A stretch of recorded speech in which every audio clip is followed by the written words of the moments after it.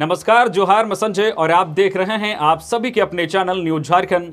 समय हो चला है गांव से लेकर शहर तक की झारखंड की हर एक महत्वपूर्ण बड़ी खबरों को जानने का, उनसे अपडेट होने का। तो चलिए जानते हैं आज की झारखंड की मुख्य 25 बड़ी खबरों को फटाफट अंदाज में।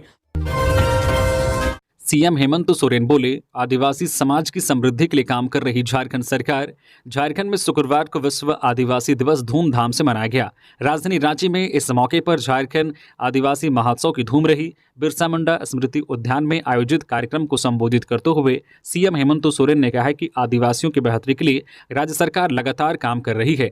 उनका प्रयास है कि आदिवासी समाज और समृद्ध हो। उनकी समृद्धि के लिए कई योजनाएं चलाई जा रही है ताकि उसका अधिक से अधिक लाभ लेकर आदिवासी समाज और प्रगति करे। झारखंड के मुख्यमंत्री हेमंत सोरेन ने कहा है कि हमारा आदिवासी समाज कैसे आगे बढ़े, इसके लिए सरकार प्रयास कर रही है। इसमें आम नागरिकों के तौर पर आपकी भी भूमिका जरूरी है। आपके साथ कदम से कदम जो है मिलाकर चलने के लिए सरकार कटिबद्ध है। हर समय आपके साथ आपकी सरकार खड़ी है, आपकी मदद के लिए। हमें गर्व है कि हमने एक ऐसी धरती पर जन्म लिया है जिसे सिर्फ झारखंड ही नहीं कहते बल्कि वीरों की धरती भी कहा जाता है, जहां भगवान बिरसा मुंडा जैसे वीर शहीद हमारे पूर्वजों के रूप में हैं, जिन्होंने यहाँ के आदिवासियों मूलवासियों के लिए अपने आप को कुर्बान कर दिया। झारखंड आदिवासी महोत्सव का शानदार आगाज। राज्यपाल संतोष गंगवार और सीएम हेमंत सोरेन ने की समृद्ध संस्कृति की सराहना। झारखंड आदिवासी महोत्सव पर शुक्रवार को भगवान बिरसा मुंडा स्मृति पार्क में आदिम संस्कृति की झलक दिखी। पार्क में सभी तरफ जनजातीय परिधानों में मौजूद लोगों का हुजूम था। उल्लास से भरे हंसते खिलखिलाते चेहरे, जनजातीय संस्कृति की अद्भुत छटा जो है रुम्बुल की टीम नगाड़ा, बांदर और बांसुरी के साथ मौजूद थी। वहीं राज्य भर से आए जनजातीय नृत्य दलों ने अपनी मनमोहक प्रस्तुति से लोगों में जोश भर दिया। महोत्सव में दर्जनों स्टॉल लगाए गए हैं जिनमें जनजातीय संस्कृति से जुड़ी चीजें बिक रही है और प्रदर्शन के लिए उपलब्ध है। इन स्टॉलों पर खासी भीड़ उमड़ रही है। शुक्रवार को उद्घाटन के अवसर पर राज्यपाल संतोष गंगवार, सीएम हेमंत सोरेन और कल्पना सोरेन सहित कई विशिष्ट हस्तियों ने स्टॉल पर विजिट किया और उत्पादों की सराहना की। रांची में आयोजित झारखंड आदिवासी महोत्सव में जो झारक्राफ्ट के स्टॉल में डोकरा आर्ट मुख्य आकर्षण बना हुआ है। डोकरा आर्ट की बनी तरह तरह की कलाकृतियां लोग खूब पसंद कर रहे हैं। यहाँ इनके बनाने की प्रक्रिया भी प्रदर्शित की जा रही है। यहाँ पर चावल नापने का पैला सहित कई जो है जनजातीय आभूषण भी मौजूद है। स्टॉल में सिल्क और कॉटन की साड़ी, चादर, बेडशीट और गमछा भी उपलब्ध है। सिर्फ एक दिन में 7 लाख वाहनों का पंजीकरण। राज्य सरकार की महत्वाकांक्षी मुख्यमंत्री मैया सम्मान योजना की स्थिति में काफी सुधार हुआ है। योजना में महिलाओं के पंजीकरण का आंकड़ा 14 लाख तक पहुंच चुका है। केवल गुरुवार से शुक्रवार शाम 5 बजे तक 7 लाख वाहनों का पंजीकरण हुआ है। यह बेमिसाल टीम वर्क का उदाहरण है। यह जानकारी मुख्यमंत्री हेमंत सोरेन ने सोशल मीडिया पर शुक्रवार शाम 6:45 बजे दी है। हेमंत सोरेन ने कहा कि अब हर वाहन सरलता के साथ आवेदन कर पा रही है। उम्मीद है कि 15 तारीख तक हम अपने 48 लाख वाहनों को सम्मान राशि से जोड़ने के अपने लक्ष्य को पार कर पाएंगे। बता दें कि योजना के तहत अब ऑफलाइन आवेदन भी स्वीकृत किए जा रहे हैं। इधर मुख्यमंत्री ने योजना में तेजी लाने का निर्देश भी जिलों के उपायुक्तों को दिया है। उन्होंने योजना में उम्दा कार्य करने वाले गिरिडीह, गढ़वा, पलामू, रांची, बोकारो, देवघर के उपायुक्तों की सराहना की है। साथ ही रामगढ़, जामताड़ा, कोडरमा, खुंटी, सिमडेगा, लोहरदगा के उपायुक्तों को उनके जिलों में योजना की स्थिति में सुधारने और पंजीकरण की गति को बढ़ाने का निर्देश दिया है। श्री राम जानकी तपोवन मंदिर के नवनिर्माण के लिए भूमि पूजन कार्यक्रम में शामिल हुए मुख्यमंत्री हेमंत सोरेन। मुख्यमंत्री हेमंत सोरेन ने शुक्रवार को श्री राम जानकी तपोवन मंदिर के नवनिर्माण के लिए प्रस्तावित प्रतिकृति के अनावरण तथा भूमि पूजन कार्यक्रम में हिस्सा लिया। इस दौरान उन्होंने राज्य की उन्नति, सुख, समृद्धि तथा शांति की कामना की। कार्यक्रम में उनके साथ गांडे विधायक और मुख्यमंत्री हेमंत सोरेन की पत्नी कल्पना सोरेन ने भी हिस्सा लिया।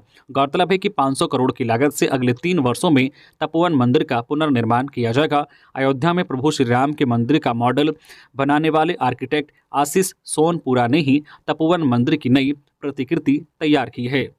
खबरों में आगे बढ़ने से पहले अगर आप अभी तक न्यूज झारखंड चैनल को सब्सक्राइब नहीं किए हैं तो प्लीज़ चैनल को सब्सक्राइब करके बेल आइकन प्रेस कर दीजिए, जिससे आपको झारखंड की हर छोटी बड़ी खबर का अपडेट आप तक पहुंचता रहे। तो चलिए बढ़ते हैं खबरों की ओर। इस ऐप को अपने स्मार्टफोन में कर ले डाउनलोड। जंगली हाथियों के आने की सूचना मिल जाएगी समय से पहले। वन विभाग ने जंगली हाथियों से बचाव के लिए एक नई तरकीब की खोज की है, जिससे जंगली हाथियों के गांव में पहुंचने से पहले ही ग्रामीणों और वन कर्मियों को इसकी जानकारी मिल जाएगी। उक्त बातें हजारीबाग पूर्वी वन प्रमंडल के डीएफओ विकास कुमार उज्ज्वल ने कही। उन्होंने कहा है कि झुमरा पहाड़ व आसपास के ग्रामीण क्षेत्रों में जंगली हाथियों का विचरण होता रहता है। इस दौरान जंगली हाथियों का झुंड खेतों में लगे अनाज और आवास को क्षति पहुंचाते हैं। कई बार जान का भी जोखिम रहता है। इन सभी घटनाओं से बचने के लिए वन विभाग हमार हाथी ऐप लॉन्च किया है। इस ऐप को वनकर्मी समेत सभी लोग अपने अपने स्मार्टफोन में डाउनलोड कर ले। इस एप्लीकेशन को डाउनलोड करने पर जंगली हाथियों की आगमन की सूचना 20 किलोमीटर दूर रहने पर मिल जाएगा। जैसे ही जंगली हाथी 5 किलोमीटर की रेडियस में पहुंचेंगे तो मोबाइल में घंटी बजने लगेगी, जिससे सभी को पता चल जाएगा कि जंगली हाथियों का झुंड करीब पहुंच चुका है। इससे सभी लोग सतर्क हो जाएंगे। पलामू में बालगिरी के बच्चे की मौत, लंबे समय से था बीमार। पलामू बालगिरी के एक बीमार बच्चे की मौत शुक्रवार को हो गई। बच्चा काफ़ी दिनों से बीमार था। कुछ महीने पहले उसे इलाज के लिए मेदिनी राय मेडिकल कॉलेज एंड हॉस्पिटल में भर्ती कराया गया था, जहां डॉक्टरों ने बेहतर इलाज के लिए उसे रिम्स रेफर कर दिया था। रिम्स से इलाज करवाने के बाद बच्चे को वापस बालगिरी ला गया था। शुक्रवार को बच्चे की अचानक तबीयत खराब हुई थी। इसके बाद उसे इलाज के लिए मेदिनी राय मेडिकल कॉलेज एंड हॉस्पिटल लाया गया था, जहां डॉक्टरों ने जांच कर बच्चे को मृत घोषित कर दिया। घटना के बाद बालगिरी की तरफ से सभी वरीय अधिकारियों को इसकी जानकारी दी गई है। इसके बाद बालक के शव का दंडाधिकारी की मौजूदगी में पंचनामा किया गया और मेडिकल बोर्ड गठित कर शव का पोस्टमार्टम किया गया। बता दें कि 6 महीने में यह दूसरी मौत है। कुछ दिनों पहले बालिका गृह में रहने वाली एक लड़की की बीमारी से मौत हो गई थी। झारखंड आदिवासी महोत्सव में बोले राज्यपाल संतोष कुमार गंगवार, सीएम हेमंत सोरेन जल्द लागू कराए पेशा कानून। विश्व आदिवासी दिवस पर राजधानी रांची के बिरसा मुंडा स्मृति उद्यान में धूमधाम से 2 दिवसीय झारखंड आदिवासी महोत्सव 2024 मनाया जा रहा है। राज्यपाल संतोष कुमार गंगवार ने कहा है कि आदिवासी समुदाय की संस्कृति पर हम सभी को गर्व होना चाहिए और उसे संरक्षित रखने का संकल्प लेना चाहिए। जनजातीय समुदाय के पारंपरिक शासन व्यवस्था को झारखंड में लागू किया जाना आवश्यक है। देश में झारखंड एकमात्र ऐसा राज्य है जहां पेशा कानून लागू नहीं है। वे मुख्यमंत्री हेमंत सोरेन से आग्रह करते हैं कि जल्द इस कानून को लागू कराएं। हवाई अड्डा बनाने की मांग को लेकर राजमहल सांसद ने नागरिक उड्डयन मंत्री से की मुलाकात। राजमहल लोकसभा क्षेत्र अंतर्गत जिले में हवाई अड्डा निर्माण कराए जाने को लेकर राजमहल सांसद विजय हांसदा ने भारत सरकार के नागरिक उड्डयन मंत्री किंजरापू राममोहन नायडू से मुलाकात कर उनको पत्र सौंपा है। सांसद ने बताया कि पूर्व में प्रदेश के मुख्यमंत्री हेमंत सोरेन ने नागरिक उड्डयन मंत्री को साहिबगंज में एयरपोर्ट बनाने की मांग को लेकर पत्र लिखा है। उसी आलोक में मंत्री से मिलकर जिले की ओर ध्यान दिलाया गया है। सरकार में आए तो पहले किसानों की जमीन करेंगे सुरक्षित, जयराम महतो। बिना स्थानीय नीति के झारखंड सुरक्षित नहीं रह सकता है। स्थानीय नीति के आधार पर एक कुशल नियोजन नीति और उद्योग नीति के साथ कृषि नीति बनाना चाहिए। झारखंड धीरे धीरे औद्योगिक क्षेत्र में तब्दील हो रहा है, इसलिए यहाँ बेहतर उद्योग नीति बनाने की जरूरत है।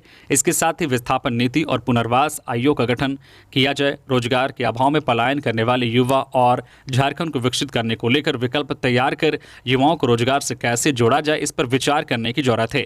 उक्त बातें झारखंडी भाषा खतियान संघर्ष समिति और झारखंड लोकतांत्रिक क्रांतिकारी मोर्चा के सुप्रीमो टाइगर जयराम महतो ने कही। वे शुक्रवार को चांडिल प्रखंड के बड़ामटांड फुटबॉल मैदान में पत्रकारों से बात कर रहे थे। उन्होंने कहा कि वे सरकार में आए तो पहले किसानों की जमीन सुरक्षित करेंगे। अपनी कथनी और करनी में अंतर होने के कारण ही राज्य की हेमंत सोरेन सरकार स्वयं को कटघरे में खड़ा कर रही है। चुनाव के समय उन्होंने वादा किया था कि स्थानीय नीति बनाएंगे। जीएम लैंड पर रसीद काटने की बात कही थी। 25 करोड़ तक का ठेका स्थानीय लोगों को देने की बात कही थी। विस्थापन आयोग बनाने का वादा किया था। उन्होंने एक भी वादा पूरा नहीं किया। जयराम महतो ने कहा कि विस्थापितों की समस्या सरकार के एक कलम से होगी, लेकिन सरकार तो पूंजीपतियों का रखवाला और पालनहार बनकर काम कर रही है। उन्होंने कहा कि अगर राज्य में उनकी सरकार बनी तो सबसे पहले किसानों की जमीन सुरक्षित किया जाएगा। जमीन ही हमारी अस्मिता है, जिस पर दूसरे राज्यों के लोगों का कब्जा होता जा रहा है। पलामू से 10 लाख का इनामी भाकपा माओवादी जोनल कमांडर सीताराम रजवार गिरफ्तार। पुलिस ने ऐसे दबोचा। नक्सलियों के खिलाफ पुलिस को लगातार सफलता मिल रही है। इसी क्रम में झारखंड के पलामू से 10 लाख का इनामी भाकपा माओवादी जोनल कमांडर सीताराम रजवार उर्फ रमन रजवार गिरफ्तार कर लिया गया है। उसके पास से उसके सहयोगी राजेंद्र सिंह द्वारा लिखित चिट्ठी भी बरामद की गई है। पूछताछ में माओवादी जोनल कमांडर सीताराम रजवार ने कई कांडों में अपनी संलिप्तता स्वीकार कर ली है। झारखंड के डीजीपी अनुराग गुप्ता के निर्देश पर पूरे राज्य में नक्सलियों के खिलाफ अभियान चलाया जा रहा है। इसी दिशा में पुलिस को सफलता मिल रही है। पलामू पुलिस को गुप्त सूचना मिली कि भाकपा माओवादी नितेश यादव अपने दस्ते के सीताराम रजवार और संजय यादव समेत अन्य के साथ जो है झरगढ़ा गांव से सटे झपिया पहाड़ के जंगल में किसी बड़ी वारदात को अंजाम देने के लिए रुका हुआ है। सूचना मिलते ही पुलिस रेस हो गई और टीम का गठन कर इलाके की घेराबंदी कर छापेमारी शुरू कर दी। पलामू के हुसैनाबाद थाना प्रभारी संजय कुमार यादव के नेतृत्व में टीम का गठन किया गया। उसके बाद छापेमारी की गई। जंगल और अंधेरे का फायदा उठाकर कुछ नक्सली भाग निकले। इस दौरान सुरक्षा बलों ने एक को धर दबोचा। पूछताछ में उसने अपना नाम सीताराम रजवार बताया है। ये 10 लाख का इनामी भाकपा माओवादी जोनल कमांडर निकला। आज 10 अगस्त को काला बिल्ला लगाकर पढ़ाएंगे माध्यमिक टीचर्स। शिक्षक संघ का एमएससीपी की मांग को लेकर फैसला। झारखंड राज्य माध्यमिक शिक्षक संघ ने एमएससीपी की मांग पर राज्य सरकार द्वारा कार्रवाई नहीं किए जाने के विरोध में काला बिल्ला लगाने का निर्णय लिया है। संघ ने माध्यमिक विद्यालयों के शिक्षकों से 10 अगस्त को काला बिल्ला लगाकर बच्चों के पठन पाठन करने की अपील की है। अपील करने वालों में यशवंत विजय जो है, निरल पुष्कल बारला जो है, कुर्बान अली, भुवनेश महतो, मुकेश कुमार, मोहन लाल महतो, तरुण नाग, संजय कुमार महतो, मंजू रानी डे, उपमा पाल, जयश्री, राकेश कुमार आदि सम्मिलित हैं। दुमका में मिली जली हुई लाश, पुलिस को हत्या की आशंका। दुमका के मासनजोर थाना क्षेत्र के जीतपुर गांव के समीप पश्चिम बंगाल जाने वाली सड़क पर शुक्रवार को ग्रामीणों ने एक जली हुई लाश देखी। मामले की सूचना मिलने के बाद थाना प्रभारी राजेश रंजन दलबल के साथ मौके पर पहुंचे और घटना की जांच में जुट गए। अब तक मृत महिला की पहचान नहीं हो पाई है। थाना प्रभारी राजेश रंजन ने बताया कि आसपास के गांवों के लोगों और स्थानीय मुखिया को भी बुलाकर मृत महिला की पहचान कराने का प्रयास किया, पर पहचान नहीं हो सकी। साथ ही उन्होंने वरीय अधिकारियों और फॉरेंसिक जांच टीम को बुलाया है। उनकी जांच के बाद ही शव को यहां से उठाया जाएगा और आगे की कानूनी कार्रवाई की जाएगी। पुलिस ने आशंका जताई है कि शव को देखकर लग रहा है कि हत्या कहीं और की गई है, जिसके बाद शव को हत्यारे ने यहां फेंक दिया है। गिरिडीह के बिरनी में तेज बारिश से मकान की दीवार गिरी, 2 बच्चियां जख्मी। बिरनी प्रखंड के चरगो गांव में गुरुवार की रात हुई तेज बारिश में रितलाल कोड़ा के मकान की दीवार गिर गई।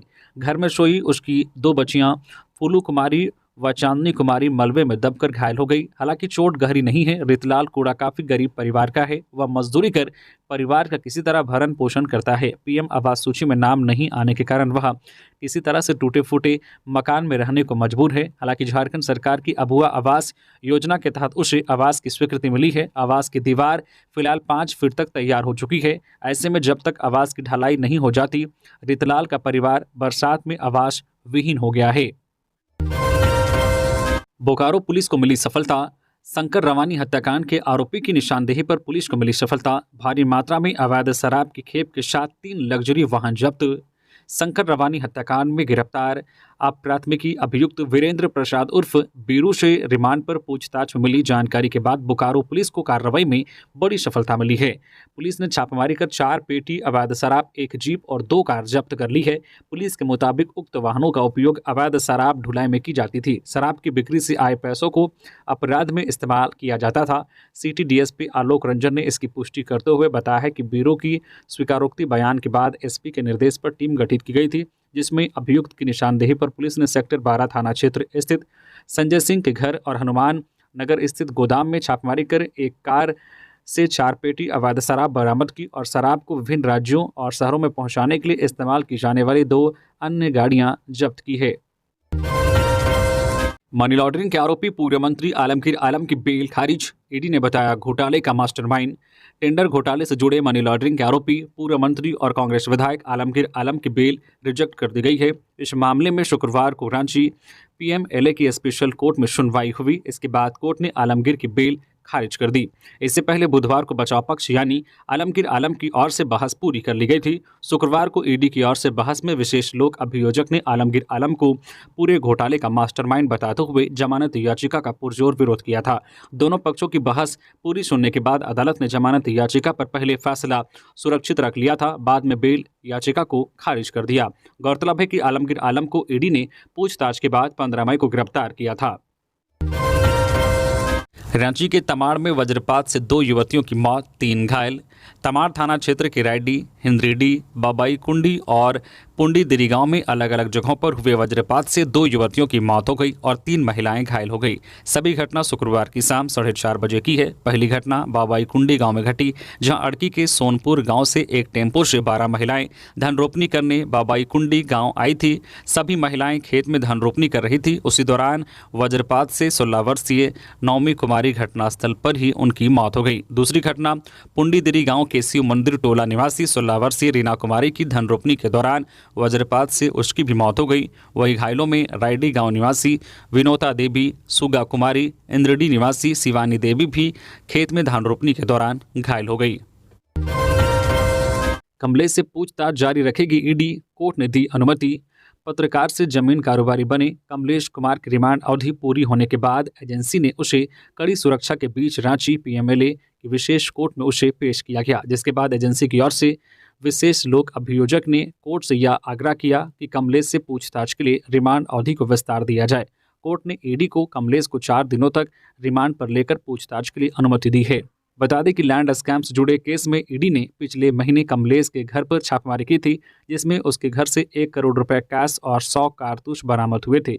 ईडी की पूछताछ के बाद में कमलेश को शुक्रवार की देर रात गिरफ्तार किया गया था। बीजेपी नेताओं सहित 200 से ज्यादा लोग हुए जेएमएम में शामिल। मंत्री मिथिलेश ठाकुर ने कहा, हेमंत सरकार का काम बोल रहा है। गढ़वा प्रखंड के फरठिया में भाजपा पंचायत अध्यक्ष तथा कई वरिष्ठ नेताओं सहित 200 से अधिक लोग शुक्रवार को झामुमो में शामिल हो गए।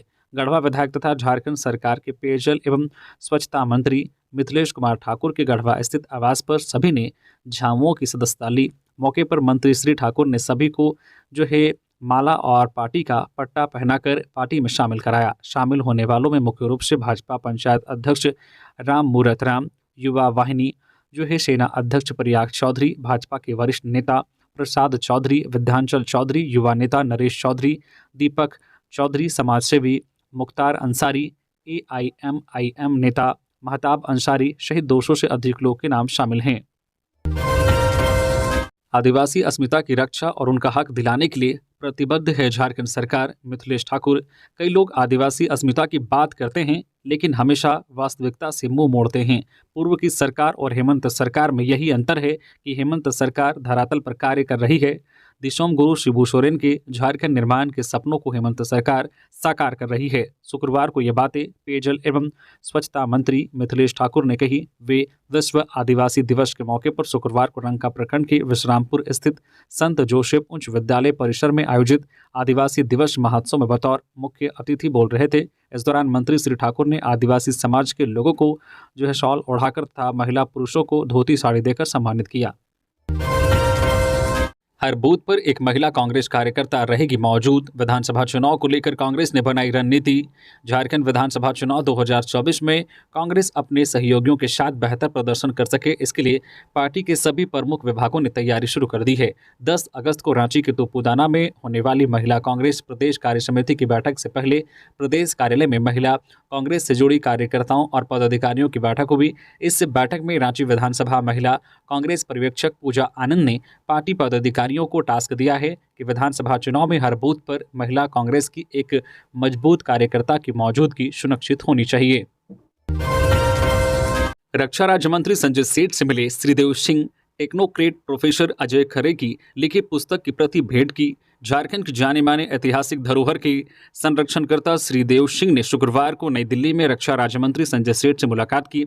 इस दौरान श्री सिंह ने उन्हें टेक्नोक्रेट प्रोफेसर अजय खरे की लिखी पुस्तक temples of cosmic dance of Nataraja की प्रति भेंट की। गौरतलब है कि श्रीदेव सिंह ने दुमका के मलोटी तथा रांची में ओल्ड बिरसा मुंडा जेल तथा टैगोर हिल स्थित ब्रह्म स्थल का संरक्षण किया और उन्हें एक नई आभा प्रदान की है। सरकार ने आयुक्त पद के लिए मांगे आवेदन। 60,000 रुपये प्रतिमाह मिलेगा वेतन। राज्य में लंबे समय बाद राज्य निःसक्ता दिव्यांगजन आयुक्त के पद पर नियुक्ति होगी। महिला एवं बाल विकास विभाग ने इस पद पर नियुक्ति के लिए 20 अगस्त तक आवेदन मांगे हैं।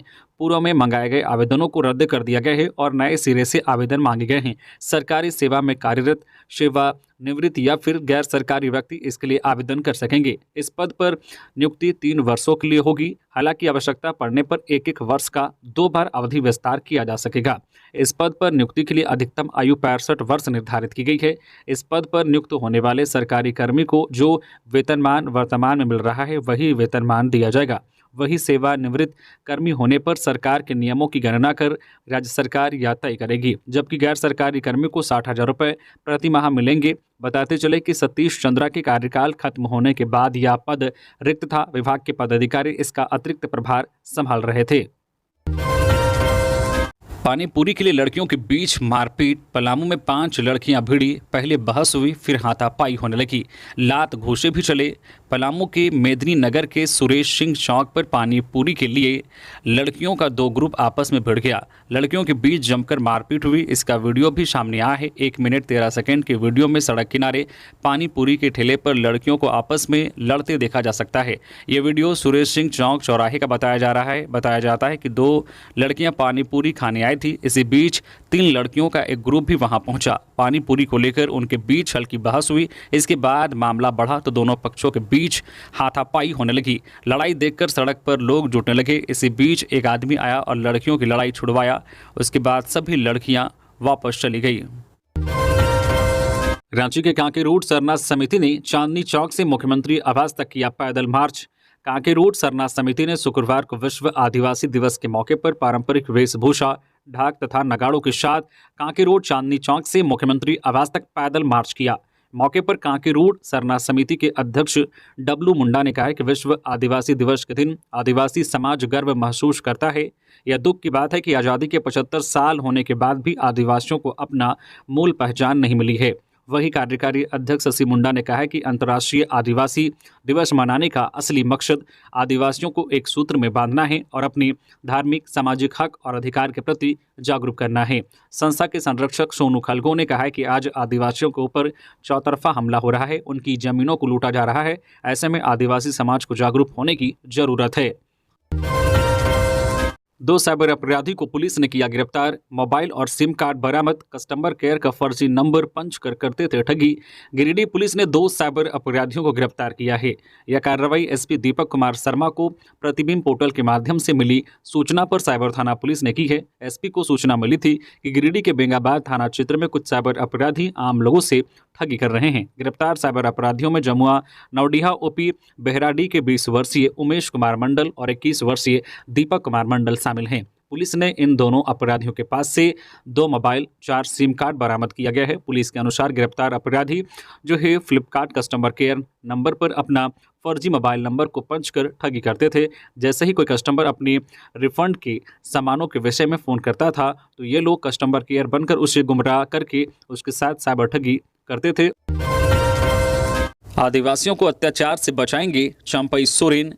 बहरागोड़ा प्रखंड स्थित नेताजी शिशु उद्यान के समीप सैरात भूमि पर शुक्रवार को विश्व आदिवासी दिवस मनाया गया। इस अवसर पर मुख्य अतिथि के रूप में झारखंड के पूर्व मुख्यमंत्री चंपई सोरेन शामिल हुए। उनका जोरदार स्वागत आदिवासी परंपरा के अनुसार किया गया। चंपई सोरेन ने भगवान बिरसा मुंडा, सिद्धू कान्हू मुर्मू, तिलका मांझी, डॉक्टर भीमराव अंबेडकर, जयपाल सिंह मुंडा, पंडित रघुनाथ मुर्मू के फोटो पर माल्यार्पण तथा पुष्प अर्पित कर श्रद्धांजलि दी।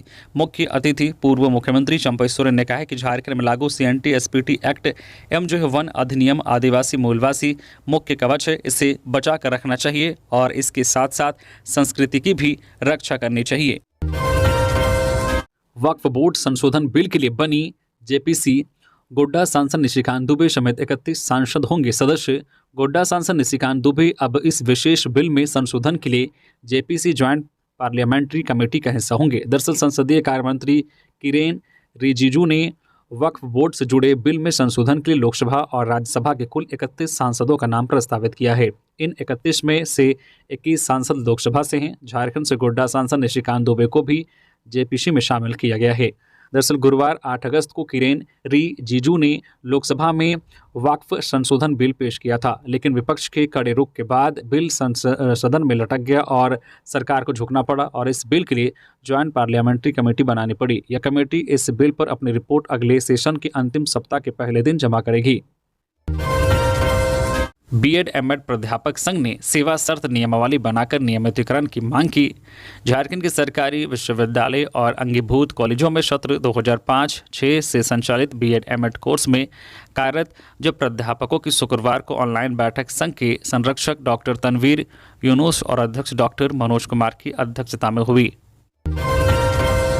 बोकारो थर्मल कोनार नदी बैराज का 2 गेट टूटने से पानी का लेवल घटा। वाटर सप्लाई ठप। बेरमो अनुमंडल के बोकारो थर्मल पावर स्थित कोनार नदी के बैराज का 2 गेट टूटने से गुरुवार की रात्रि नदी का सारा पानी बह जाने से शुक्रवार को आवासीय कॉलोनी में सारा दिन पानी की सप्लाई ठप रही। कॉलोनी में पानी की जो है सप्लाई ठप हो जाने से कर्मचारियों एवं आसपास के कॉलोनी के लोगों को काफ़ी कठिनाइयों का सामना करना पड़ा। कोनार नदी पर बने बैराज 12 एवं 16 नंबर गेट टूटकर पिछले दिनों पानी की तेज धार में बह गया था। प्रबंधन गेट टूटने के बाद 1 सप्ताह से गेट को बनाने की दिशा में गंभीर नहीं रहा, जिसके कारण नदी में पानी का लेवल घटने पर जो भी पानी था वह बह गया।